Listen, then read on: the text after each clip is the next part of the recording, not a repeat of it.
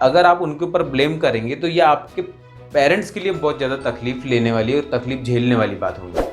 तो बस ये 2 चीज़ें मैंने आपको शेयर करी है। एक, पहला लव मैरिज में अगर आप हो तो क्या करना चाहिए, और दूसरा कि अगर आप अरेंज मैरिज करते हैं तो उस समय आपके पेरेंट्स के साथ आपको कैसे बिहेव करना चाहिए।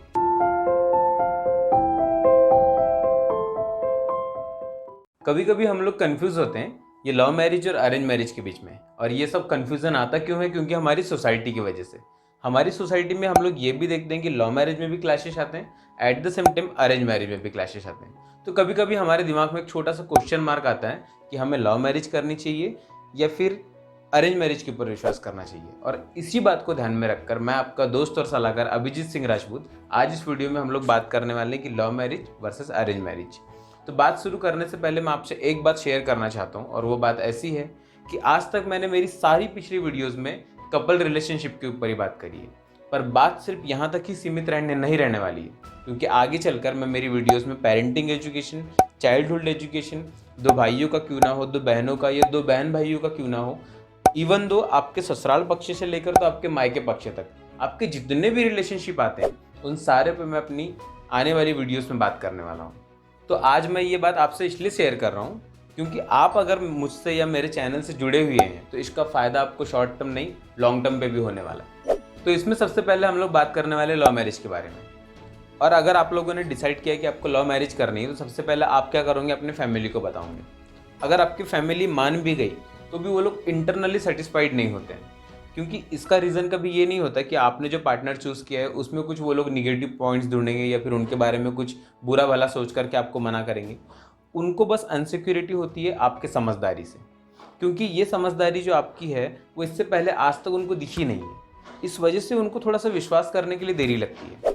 बट अगर इसके बावजूद भी अगर वो लोग कन्विंस हो गए, वो लोग मान गए, और अगर आपने अब अपने पार्टनर को घर पे लेकर आ ही गए हो तो उसके बाद में क्या होगा, छोटे छोटे क्लैशेस होना स्टार्ट होते हैं। अब क्लैशेस यहाँ पे बहुत तरीके के होते हैं, उसके बारे में एक्सप्लेन नहीं कर पाऊँगा।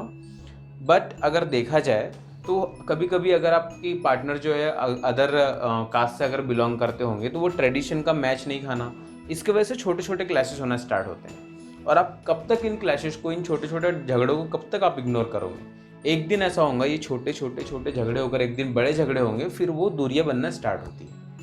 तो ये एक छोटा सा निगेटिव पॉइंट हो गया लव मैरिज का। अब इसमें एक छोटा सा पॉजिटिव पॉइंट भी देख लेते हैं। वो कैसे कि जिस पार्टनर से आप कभी भी शादी करोगे, जो आपके साथ पिछले 2-3 साल से रिलेशनशिप में है, तब क्या होगा, आपके बारे में उनको भी सब कुछ पता है, उनके बारे में आपको भी सब कुछ पता है।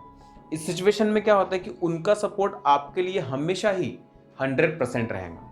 अगर आप बोलोगे कि आपको शादी के बाद में भी अगर बहुत ज़्यादा एफर्ट लगाने अपनी ज़िंदगी के लिए, तो उस जगह भी वो लोग रेडी रहेंगे आपको टाइम देने के लिए, आपको फ्रीडम देने के लिए। बट यहाँ क्या होता है कि हम लोग जनरली 25 to 30 के एज ग्रुप में शादी करते हैं, और ये एज ग्रुप ही ऐसा होता है जिसमें आप अपने करियर को ग्रोथ देने के लिए एफर्ट भी लगा सकते हो। तो एक छोटा सा क्या हो गया यहाँ पे, एक पॉजिटिव साइड भी हो गया।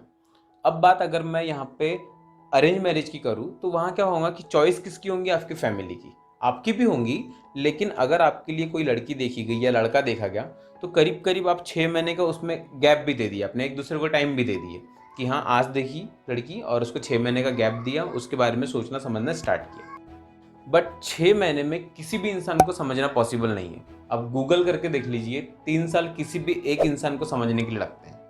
और अगर आपने शादी करके ला ली, स्टार्टिंग में क्या होगा कि आपके पार्टनर के भी आपके लिए बहुत सारे एक्सपेक्टेशन होंगे और आपको भी आपके पार्टनर से बहुत सारे एक्सपेक्टेशन होंगे। उस जगह क्या होगा, आप खुद को टाइम नहीं दे पाओगे। छोटे मोटे झगड़े तो वहाँ पर भी होंगे, बट क्या होगा कि चॉइस फैमिली की थी तो वो हर छोटे छोटे झगड़ों में आपको सपोर्ट करने के लिए आगे आ जाएंगे। और एट द सेम टाइम जब लव मैरिज में क्या होगा कि अगर आपको एक आधा झगड़ा सामने निकल के आया तो फैमिली से आपको क्या रिप्लाई मिलने वाला है, तू नहीं तो किया था ना, भुगत तू ही। अगर यही बात लड़की की आती है तो उसके केस में क्या होगा, तू नहीं देखी थी ना, अब तो ही सकते बेट। तो ये छोटे छोटे क्लैशेस के अगर आप अरेंज मैरिज में आते हो तो यहाँ आपको बहुत सारे सपोर्ट मिलते हैं। बट अगर अरेंज मैरिज की दूसरी साइड अगर देखें, जैसे कि मैंने आपकी एज ग्रुप की अगर बात की थी, तो उस एज ग्रुप में क्या होगा ना कि वो आपको उतना फ्रीडम, उतना टाइम वहाँ पे देना थोड़ा सा पॉसिबल नहीं होगा। क्योंकि कोई भी लड़का या कोई भी लड़की अपने ज़िंदगी में अगर शादी करने का डिसीजन लेते हैं तो उस केस में क्या होगा कि ये हम लोग नहीं बोल सकते कि लड़के ने अगर शादी करने का डिसीजन लिया है तो पूरी तरीके से अपने जगह पे स्टेबल होगा। तो उसको शादी के बाद भी अपने करियर के ऊपर ग्रोथ करने के लिए फोकस करना ही चाहिए। और अरेंज मैरिज में थोड़ा सा प्रॉब्लमेटिक सिचुएशन आ जाती है।